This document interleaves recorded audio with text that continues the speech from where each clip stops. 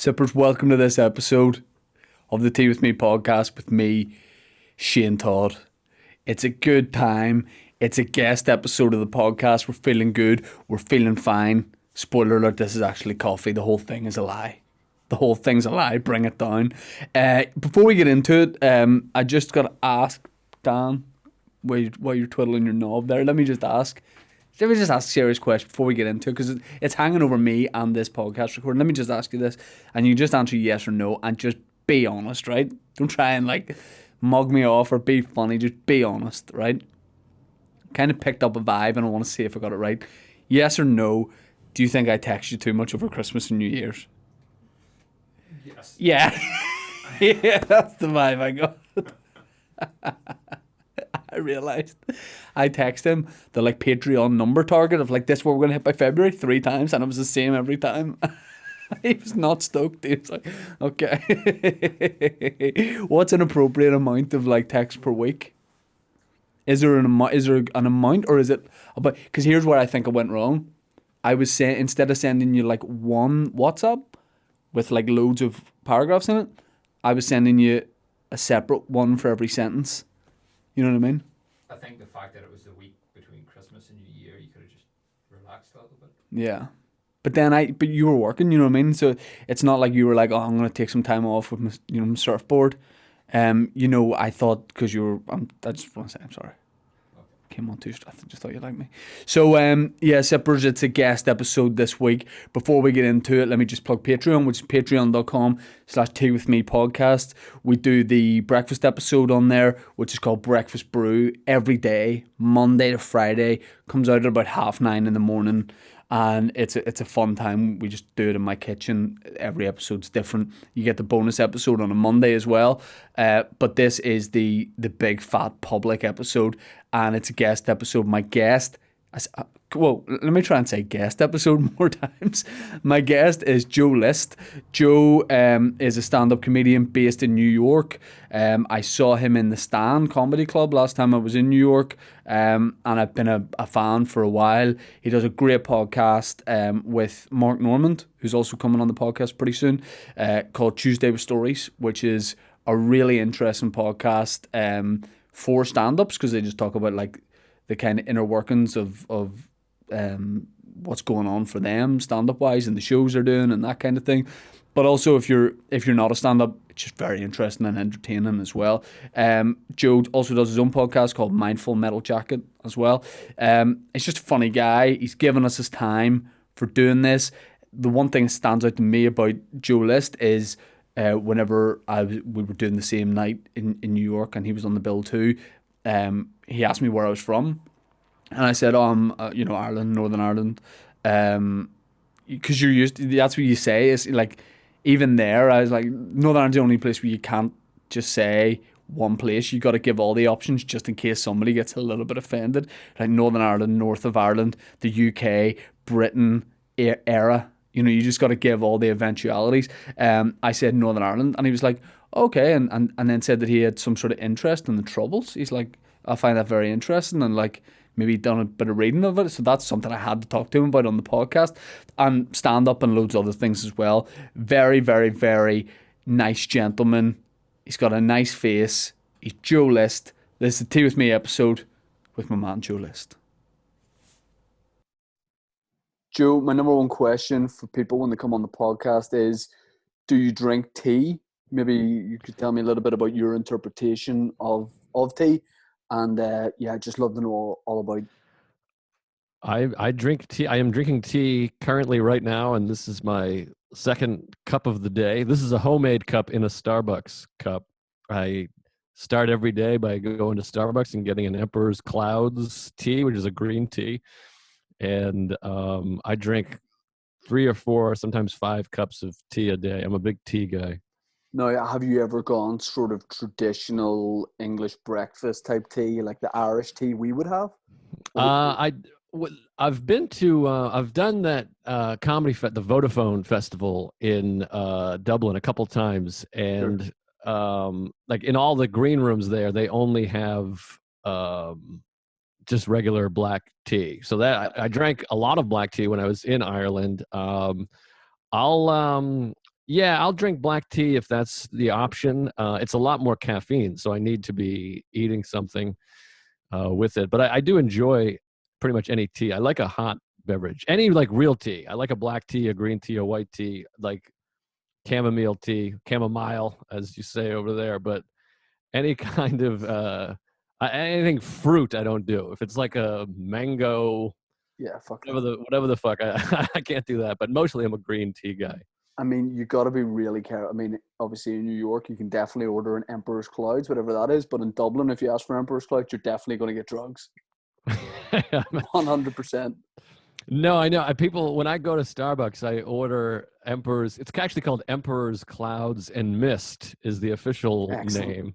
And people are like, what the fuck did you just order? And I'm like, it's green tea. I got a green tea with, I don't know, shades of something. I'm sure there's some kind of lemongrass or some shit in there. So there's something, the way you have filled up your own tea in a Starbucks cup, something very, very rewarding about that, where you feel like in a way you're like beating the system. It feels a little bit feels a bit rebellious, and you shouldn't be doing it. Yeah, well, I like, I mean, I have like OCD and shit. Like the folds in the little sleeve thing, it fits into the folds of my fingers. Like it just feels nice, and it also keeps it warm. Like drinking out of a teacup, which you're doing, or a coffee cup, I find it cools down too fast. Like I tried to do a joke about this a long time ago, but nobody gives a shit about tea except This for you. this is the platform. Great. Well, I always say like I love tea except for the first and last sip of tea are a nightmare. Like because the first sip you're like, oh my god, am I gonna burn my face off? And then the last one is just shit. Like you're just drinking like, it's now like lukewarm, and at the bottom is always has like, residue. It's just nasty. So I like drinking out of a coffee cup, like a Starbucks cup when I can. So if I was in the crowd and you did that material for the first time, you would still be doing that material based on my reaction 100%. I would have given you something for that, definitely. I appreciate it. You and I, you won't remember this, you and I met, I did the stand, I did some gigs in the stand, like last year, like very early last year. And that was my first time performing in New York. And I was just like blown away by the standard of comedy, and got to like hang out and talk to some people like you and Mark, who you do the Tuesday with Stories with. Just very briefly, like we're introduced to each other, and you asked me where I was from. I said, oh, I'm from like Ireland, Northern Ireland, Belfast. I mean, we presume no one like knows anything about us. And then you sort of said that you had a little bit of an interest in the Troubles. And honestly, when you said that, I felt like crying, tears of joy. And I phoned people back home, and I was like, there is a guy in America that knows us. It was it was a beautiful moment. Oh, thanks. Yeah, I think I was reading Say Nothing at the time. The Patrick Keefe or Patrick O'Keefe. I can't remember his name. I think it's Patrick Keefe or O'Keefe. But yeah, he wrote a book called Say Nothing, and it's maybe my favorite book ever. And I think I was in the middle of it, so I wanted to talk about it with anybody that would talk about it. And I have some Irish heritage or whatever, which I feel like people in Ireland never want to hear about Americans talking about their Irish heritage. But no, I think you can, like, I would have not dismissed that for a long time, but like, yeah, like you say, you do hear a lot of that. And then I went to America for St. Patrick's Day like 2 years ago, and Manhattan nearly turned into a river with the tears. I was crying. I was like, these people love it. They are really into it. Like they're really going for it. And it was a good time. But yeah, Say Nothing is a very apt title for a book about that, because that is the code here. Like literally, you probably thought I was a bit weird that night because you asked me about the Troubles, and I think I just left the club because you can't really say anything about it. It's one of those things where, you're talking about a period of decades and decades of bloodshed that is still kind of like a bit of a thing here. And it's so weird that, to me, that anybody from outside of here would know anything about it and be reading about it. And I was just so proud that you knew about all the bloody warfare that we'd had. Oh, thanks. Yeah, no, it's a fascinating thing, and now I feel like yesterday's events in the States sort of reminded me of that of the book, and it feels like thank you very much similar. For saying so. Yeah, it feels very similar in that it's obviously it didn't get as dramatic or deadly, or not yet anyways, but it felt, just people not in uniform, just people, regular people, you know, engaging in some kind of battle. So yeah, I've always been fascinated by it, and that book is just amazing. Like, there's so many stories in that book that you're like, this should be a movie. This could be a movie. Just this one scene could be a movie. Um, and I've always been interested in. I mean, I'm from the Boston area, and I don't know if you've spent time in Boston. I probably Yeah, asked you about yeah. it when we saw each other. Like, but that was something I was struck by when I first went to Ireland the first time. Is like, oh, we nailed Irish pubs. Like, I was like, I'm going to go to an authentic Irish bar.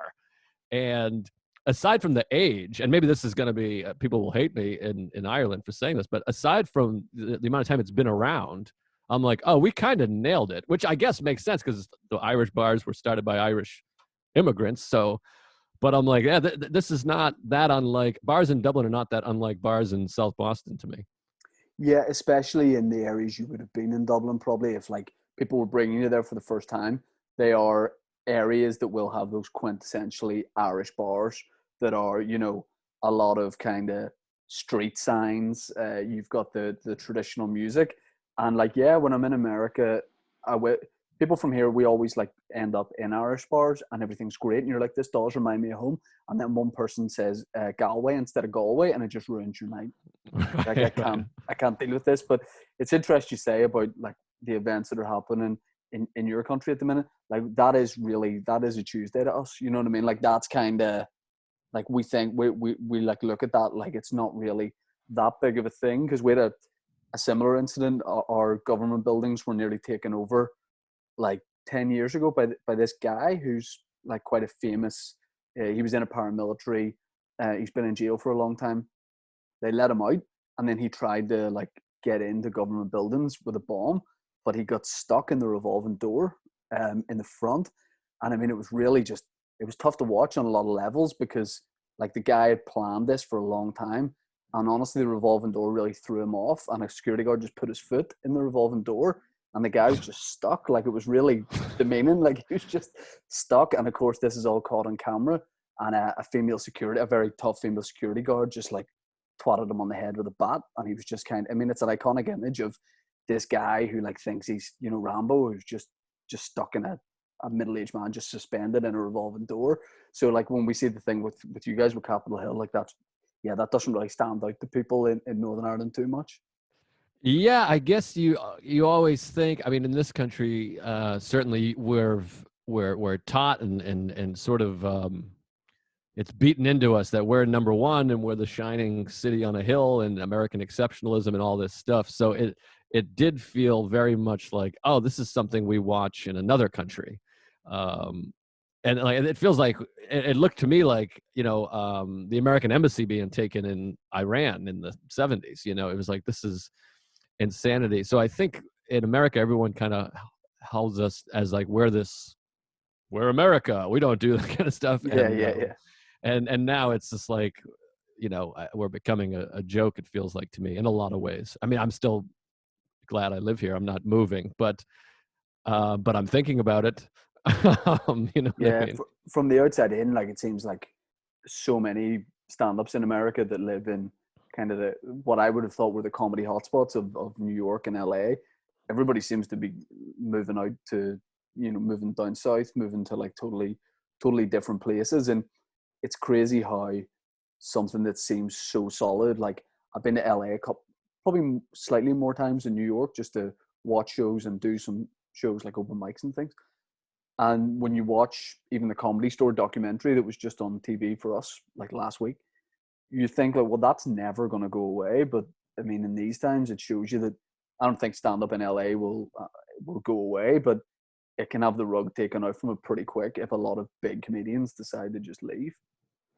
Yeah, no, it's interesting, and I've been talking about that. It's weird because in New York, rents are so high, cost of living is so high, and during pandemic here with like the Comedy Cellar, which to me is like the greatest comedy venue ever, and they were doing like 8 or 9 shows a night, like on a Tuesday. It was crazy. everything's sold out. And so now with pandemic, it's like that's slowed down, and tourism is slowed down till who knows when, and people are gonna, stay home and stuff. And you start to go, and people are paying $3,000 a month in rent. I mean, I tell people, my family, what I pay for rent, and they think I'm kidding. Yeah, yeah. So, and not to mention, the subway sucks and it's crowded and all this stuff. So, um, and I've been doing stand up for 20 years and on the road. So you do get older and you're like, boy, I wouldn't mind a yard. That seems like fun. A driveway, a place to park, a supermarket that you can't touch both aisles with at the same time, Yeah, yeah. So it definitely makes you think a little bit about going other places. And from what I understand, in California, like their taxes are insanely high. Like that you can save tons and tons of money by, Joe Rogan just went to Texas, and a few other a bunch of comics have moved to Nashville. So yeah, it's changes in the air, I guess. I mean, here is so small that would never really work. I mean, I could move to a totally different town or city, but it'd still be within like 30 minutes drive of the capital. Like we don't, that's the good thing though, when like you say about like you would like a yard, you can be in like where I live is such a small place, so you can be in our capital city in Belfast, and then quite literally 10 minutes later you could be in like the green countryside. Yeah, that's pretty great. I mean, and how far is Dublin from Belfast? Is that what, 5 hours, four No, hours? oh, like 90 minutes. Honestly, like yeah. Wow. I mean, everything is like within driving distance to the point where we used like when I started gigging, you would like drive to Dublin to do a show, you do a gig down there, and then you might come back and get like one of the later gigs in Belfast. It Oh, everything is it's so small, it's so close together, which some people love and some people hate, because if you live in a town or a village, like everybody knows everybody's business. One of those kind of like it's like 3 degrees of separation here with everyone. interesting. So now I'm like interviewing you, but has Please the do. border crossing changed yet, or it is changed? Because I know the situation with the EU, is there going to be, because I know that was something people were worried about. Now is if there's now a border crossing, you're getting stopped and ID'd, that could flare things up a little bit between the two countries.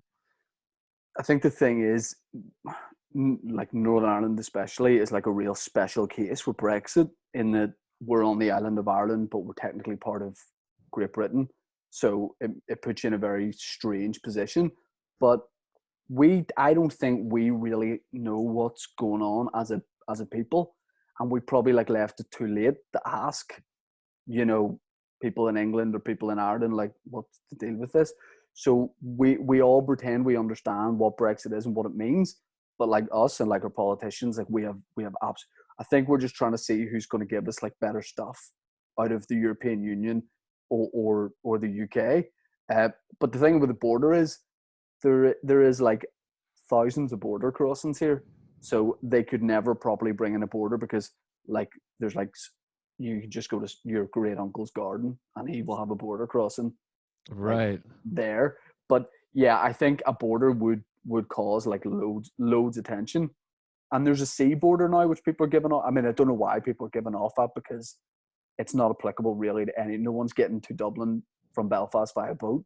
Um, but like it just takes the slightest thing here for politics to really kick off. Like our newspapers, we could put an article up saying you and I have done this podcast on like one of the local newspaper Facebook pages, and it would take like 3 comments before it descends into utter sectarian chaos, not based on anything we've talked about. Right. Yeah, that's not unlike here also, or just the internet in general, which I do have some, which is scary to me, but I do have some thing of like, I'll watch documentaries and you're kind of like, oh, I think it's always been like that. It's just now we can see everybody's dialogue. I forget what I was watching. I don't know. It was some kind of, maybe it was a cult thing or some other thing, but you have all these people screaming at each other and you're like, oh, okay, this has always been like that. It's just now it's happening online. So it's a little more clear for everyone to read. So it feels a little more like we're deteriorating. And I think, maybe we are. I don't know. I have Yeah, some hope. and we've nowhere to go. You've nowhere to really turn away and look at something else, because the same thing is just happening on Facebook, on Twitter, or wherever. Everything is like a debate now. Like because we're at home, there's no real escape from it. I want to talk to you a lot about stand up as well. But you mentioned you had Irish family, you had a little bit of background here. Have you looked much into that? Like, do you know a lot about it? No, it's funny. So I my my grandfather, his there's my grandmother, my father's mother. I believe I don't know if I think her parents were from Ireland. She was born in the States, but she might have been born in Ireland. I'm not 100% sure. And then my grandfather, my father's father, his last name he's List. And he told me since I was a kid that I never looked into it other than just from him, but that, a lot of Germans, List is a German name, but a lot of Germans went west in whatever century. So he was always like, yeah, our name is German, but there was several generations in Ireland. What the hell's going on with your balls? Let me ask you that right now. Do me a favor, right? Take your belt off. I know this could get weird. If, by the way, this is only like if you're like over 18. In fact, even like 18, 19 is weird for me to be asking you to do this. If you're over 25, take your jeans off wherever you're listening to this podcast. Take your pants off too. Look down and tell me what you're looking at. If you're looking at, streamlined hair, if you're looking at a tight cut, keep going. I'm sure you use this product anyway. But if you take your trousers and pants off wherever you're listening to this podcast, in your father-in-law's house, on a train, in a field, wherever you're doing it, and you see, hair that you can run your hands through, you're cancelled for 2021. You're cancelled. What you need to do is go to manscaped.com. They're bringing sexy back for 2021. We're all going, like, those guys are doing those weird Peaky Blinder skin fades at the side. We want to continue that the whole way down. You got to have that Peaky Blinder pubic hair, and I've always said that. It's got to be, down there you want to be more Tommy Shelby than, I don't know if there's any other famous Shelbys. Tommy Shelby or Tommy, you want to be more Tommy Shelby than Tommy Robinson. Tommy Robinson. Tommy Cooper, yeah. Tommy Cooper and Tommy Robinson, the boys. Yeah, well, yeah, Tommy Cooper did have, like, under that fucking fez that he wore, he did have, like, straggly kind of hair. Very sly when he died on stage. People thought it was part of the act. How much would you hate that? Well, you wouldn't know because you're dead, but, like, I'm just saying, I don't know what happens after you die, and bear in mind, this is still the sponsor read, but if you come out of your own body and you're, like, looking down at yourself as a ghost, you must be ripping because you're lying there dead, and everyone's like, oh, Tommy, classic routine. They're like, no, he's dead. And they're like, oh, yeah, that Tommy, he's a boy. And the guy's like, no, I'm a genuine doctor. There is no pulse. Everyone's like, oh, Tommy. 3 hours later. He's pronounced dead. Tommy. We're in the morgue. Oh, this is a very interactive sketch. He's been dead for 17 years. No, he's not. It's a long sketch from Tommy. Anyway, manscaped.com. You get the Lawnmower 3.0. What is the Lawnmower 3.0?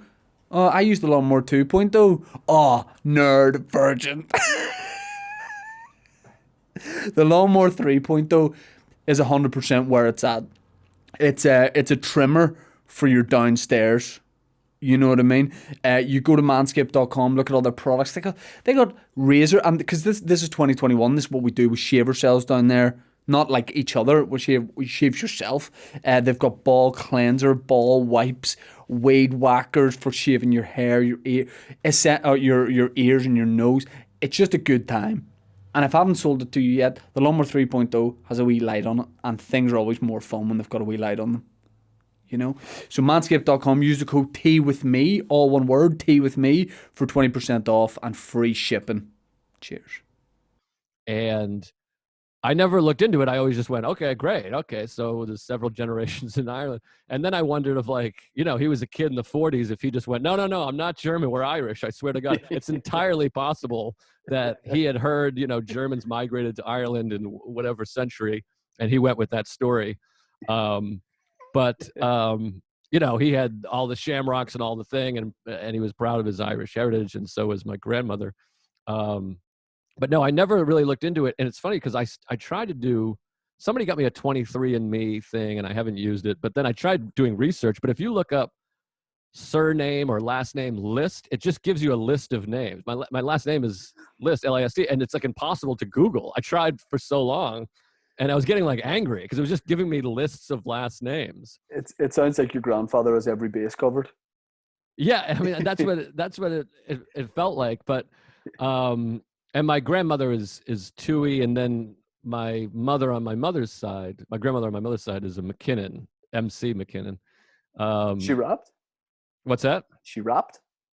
Yeah, she's MC McKinnon, the hip hop artist, famous hip hop artist from. I tried to think of an Irish town. I couldn't think of one. Yeah, I mean the thing is, there is Irish rap, and I think it would really interest you. It's worth having a little bit of a YouTube look through some Irish rappers. Oh, maybe I'll check it out after this. But anyways, so I don't know that much of where they're from and all that, but I do know that my family is Catholic and doesn't talk much about anything or show any affection, and they all drink and sing, and they're loud. So we all have that going on. It checks out. It certainly, if it looks like it and sounds like it, I'm going with it. But yeah, there's definitely a lot of that. Not a lot of emotion, not a lot of hugging, not a lot of just a lot of. There's a saying, I don't know if it started there, but everyone in Boston says it is Irish Alzheimer's. You forget everything but the grudge. Is that a term you guys use over there? No, but I like it. Yeah, I spent a couple of days in Boston early last year, and did a show, but it was like a very, very, very small tour show where it was just people from home that kind of happened to live in Boston that came to it. And it was great. I walked around. Is there like a big indoor market in Boston? Faneuil Hall, maybe? Yes. Yeah. With loads of different like food stands and that kind of thing. Yeah. Yep. I did that. Just had a little walk around the city, and it was great. The Boston, Chicago, Philadelphia, and then New York. But like those places, like Boston and Philly, especially. It like, although there is a big Irish population, it does feel a lot more homelier to me than certainly like the West Coast and New York. Even though I like those places, there is like a homely, friendly type thing in Boston, especially. I find it. Yeah, definitely. No, New England, that area is so much like that. There's so much warmth, and I do think a lot because there's so much English and Irish heritage. Obviously, it's like that was kind of the I mean, it's New England, and Boston is such an Irish town, so you do have a lot of those, like, I think of like big sweaters and tea drinking and beer drinking and pubs and huge families and family gatherings, and there's a lot of let's get together and sing and watch music and be like a fireplace. It definitely feels a lot of those homey family qualities that I just don't see. Maybe it's because I'm from there, but I just don't feel in the Midwest or down south. Like, New Mexico and Arizona just do not feel as warm and welcoming to me as New England. But maybe people that are from there might hear that and be like, what are you, insane? Everyone in Boston's racist assholes. What are you, crazy? So a lot of that is just my own experience and preference, I guess. Joe, my manager is called Joe and looks very, very, very like you. Like very, very like you. And there was a moment a couple of minutes ago where I called you Joe, but thought, oh no, I've called you my manager's name Joe, but then he is also called Joe. So that's confusing, but just to let you know, you look a lot like my manager, who is also called Joe.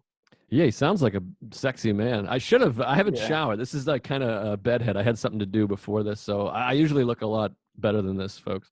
Yeah, no, it's all good.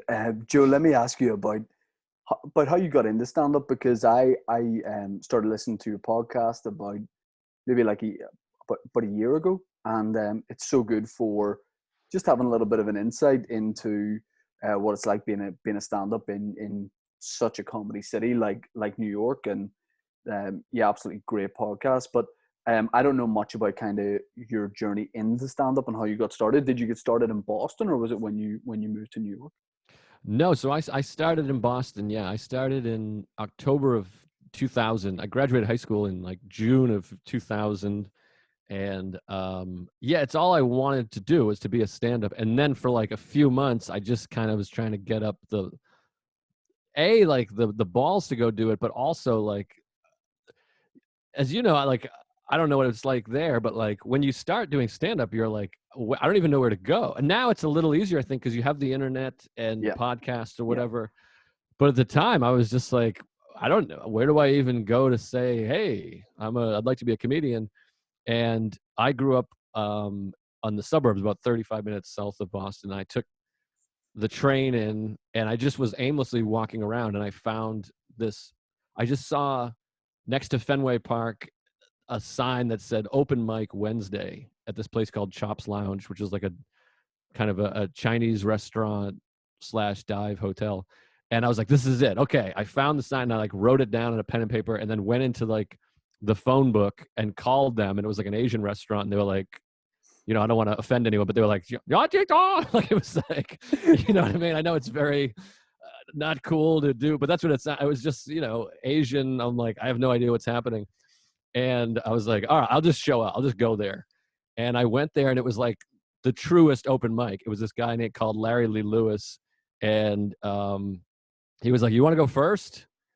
And I was like, okay, sure. I don't know. And I ended up getting bumped by some like crazy person. It was like a real open mic where there was just actual crazy people and maniacs going up and a few comics. And I went up and did 3 minutes. And then afterwards, this guy, Larry Lee Lewis, he gave me his card and was like, that was great. That was great, man. And he's like, you got to come back next Wednesday. And I felt like, okay, I'm in show business. I'm in comedy. And then I started going every Wednesday and doing 3 minutes. And this is like a theme in my life. I was like, perfect. I'm doing it. I didn't occur to me to like do another place. Yeah. And You're like, you're in. Yeah. So the first year I did comedy, I did like, there was 52 weeks in the year. And I think I did 50 sets every Wednesday. And it wasn't until like year 2 that a guy, an older comic was like, how come I never see you any of the other places? And I was like, what other places? And then it grew from there where I started going, there's an open mic here and there's this place here. And I was underage at the time. You know, drinking age is 21 here. So a lot of places I couldn't get into because I was a teenager. But basically that was it. I started doing all these open mics. And eventually this guy named Ed Regal, who had a bar called the Emerald Isle, ironically, in Dorchester. And he said, hey, I have a show on Saturday.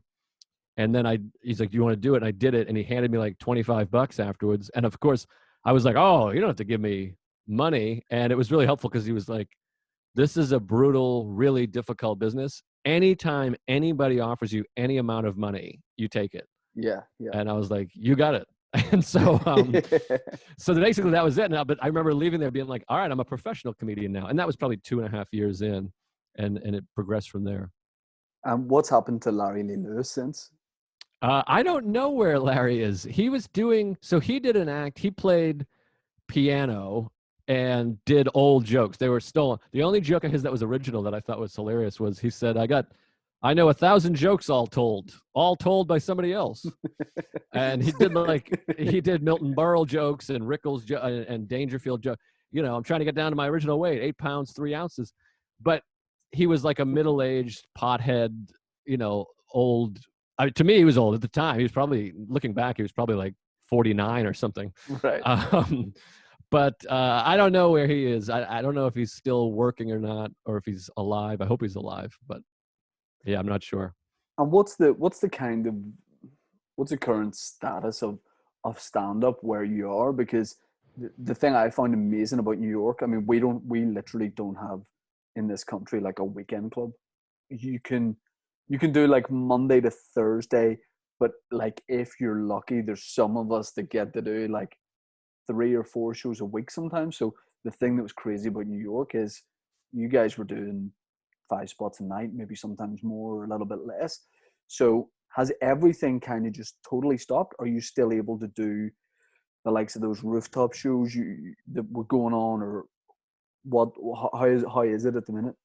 Yeah, so it's a little weird, and there's different things available right now in New York. For a while, indoor dining was available, and a couple places were kind of doing shows, kind of, you know, quietly saying, "Well, it's dinner," but there's a guy talking because we weren't supposed to do shows. But those have kind of shut down now because there's no indoor dining anymore. But there are a couple outdoor rooftop shows with little heaters. I haven't done one in a few weeks. I'm doing one next week. So there's a couple, but I mean, it's cold. I mean, it's 25 degrees outside. So there's a few shows here and there. And then some clubs are open. Like some people, like you listen to my podcast, like Mark Norman, he's been working. He does gigs. I think they're, half capacity, some of these clubs. And as I'm sure you guys are aware, like there's a lot of parts of this country that just don't give a shit about COVID or don't believe in COVID. So Yeah. Yeah, I don't know anything about Arizona, but it seems to me like they're not stopping anything. yeah, exactly. There, I think that's where Mark is, ironically. But yeah, so some people are working during the summer. It was nice because there was outdoor gigs everywhere, and it was obviously warm and nice out. So there was a lot of shows during that. But right now, if you want to work, you can work, but it's half capacity. People have to wear masks, and there's a lot of protocols.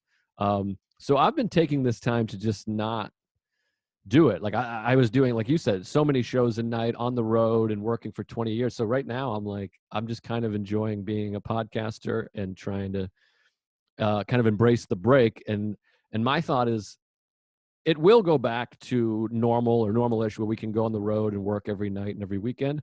But hopefully, knock on wood, we're never going to go back to a period like this where it's like, hey, please don't work. Yeah. So if I can feel like I'm doing service to society by not working while also kind of taking a break, I'm like, great, this is perfect.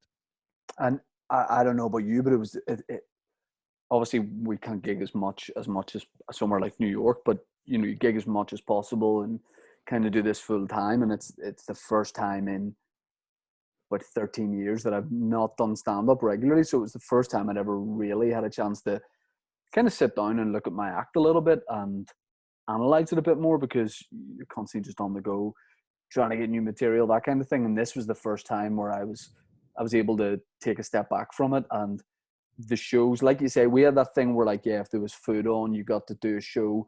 I had a nice little run for about a week or two when that was allowed, and I think they were some of like the best shows, because for the first time I was able to just tweak a couple of things. And it was the novelty of getting to do stand up again. The adrenaline was at that good level where it's like, I've missed doing this, but I'm so happy to be doing it. So do you think that this will have, for better or worse, in any way changed you as a comedian? I think that there's definitely a lot of things that have happened during this that I want to take back into stand up when we start again, because I kind of had that thought of like, I never took more than like 7 days off in a row in 20 years. And that was only maybe once a year, every once in a while. And like, I'd be like, I'll take tonight, I'm taking Monday off, and then I'm back. I got to do 3 sets Tuesday to make up for Monday. And now it's like a little more, I realize like, you could take several nights off and be fine. So I definitely, and there's a lot of shows I would do at 1 a.m. I have a set at 1:15 a.m. at the Comedy Cellar, and I'm like, I don't want to be out till 2:00 in the morning anymore, which I felt that way before this shutdown. But I was too afraid to kind of say that because I was afraid of losing whatever. So there's definitely a lot that's helped me that I want to take with me moving forward, of like time off and time away from stand up. But I also, at the same time, I do miss it. And I love podcasting and making videos or doing whatever other ways to be creative. But there really is nothing that compares to the feeling of like finishing a set, and especially when it goes well. Even if it goes bad, I still feel great after doing stand-up. So I definitely miss that. And then doing like a meet and greet after the show, where it's such a unique opportunity to live a life where like you can stand at the bar and have like 50 people be like, "You're great. That was great." You know what I mean? There's not that many jobs like that. So I definitely miss that a lot. But yeah, I think definitely taking it easy, but finding the balance is something I want to do moving forward. Something I ask everyone: has this kind of period of reflection and not being able to do as much as you did, has it made you like realize any like ambitions that were lying under the surface of like a project you'd really love to do, even if it's something totally different to the sort of thing you normally would? Like, is there something you'd like to write, or I don't know. I feel like everyone has one project that's kind of come out of them a little bit more. Yeah, definitely. So it's hard. I get mad at myself because I started writing a script when this happened, and I got really well into it, like 100 pages in or something. Not 100 pages. I was like 85 pages in, and I had a couple people read it, and they were really into it, and then they gave me notes, and then it just felt so daunting to finish, and I put it aside and haven't finished it. So right now I'm in that mode of like hating myself for not finishing it. But that's something, and I definitely have been, shooting some more videos and a couple sketches and trying to do something like that. And I've been trying to learn guitar, which is something I always wanted to do and never felt like I could do. But so I've been kind of fucking around on the guitar a little bit and trying to do some more video stuff. And I was always really into photography too. And next week I'm meeting up with a friend of mine who's a photographer to have him show me a few things on a camera. So I'm like, I'm trying to find other ways to be sort of artistic. And I've been reading a lot, which has been nice. Like I always think that I am a reader in general, but really when it comes down to it, I don't think I've read a book apart from being on holidays in maybe like 6-7 years. And that makes me feel uncomfortable. I'm like, I've got to read something. So I think there was a period where I was big Harry Potter guy. And then I dropped off when the really big one came out. I don't know if you're into Harry Potter, but when I think it was Order of the Phoenix came out, a lot of people like me just dropped out. We were like, I can't commit to a book this size. So I think my challenge is going to be get back into that. Yeah, you read and I'll learn guitar, and then we'll reconvene. I'll play a song while you read. Do you feel like, I think podcasting more than I thought would fills the void a little bit more. Speaking to other comedians, and obviously podcast is a good way to, you're not really trying material, but if you have a thought during a podcast and you're like, oh, that could be a little bit of material. I think podcasting has become, it was obviously so big beforehand, but I think to comedians, it's such an important outlet. Have you noticed that, like, your podcast, do you think there's been like a big jump up since lockdown started? Yeah, I think so. It's definitely grown. Well, also during pandemic, I do a podcast with Mark Norman. Like, we've both released specials that did really well. And Mark has gone and done Rogan, and I did Marin. So like, we've both been doing a lot of stuff to push it. So it's definitely grown during this time, for sure. And it is really fun. But I just beat myself up where I'm like, in my mind, I'm like, all right, I'm still creating, but I'm like, you're a podcaster? You never wanted to be a podcaster, you piece of shit. What is this? You're just talking about, whatever.